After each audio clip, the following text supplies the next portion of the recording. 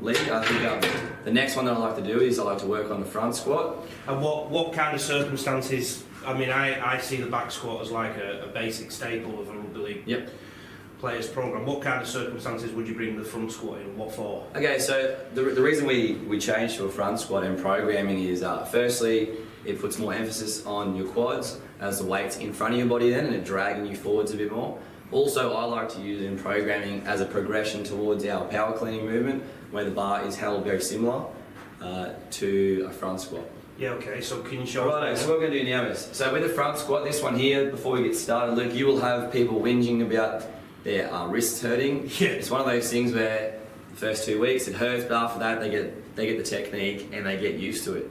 Elbows are high with this one. When the elbows drop, it puts too much pressure on the hands. So Luke, jump underneath the bar.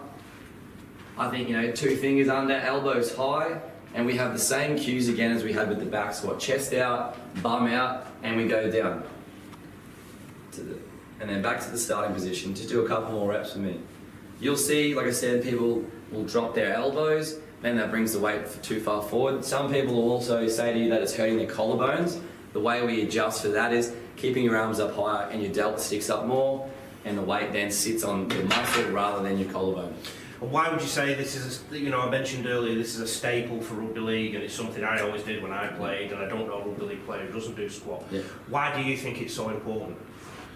So for me, the squat, either variation of a squat is important, as I think it correlates directly to a tackling motion, especially hitting under the ball. If through research that I've done, they've found that leg strength correlates directly to under the ball tackle technique. And there's also running the football as well with leg drive when you're going through. 100%, yeah, and carrying people into contact, post-contact meters, again, a lot easier with increased leg strength. So this for me is the most, I think, important exercises in conditioning, strength conditioning. In the universe, in the world. Yeah, in the universe, yeah. In the world.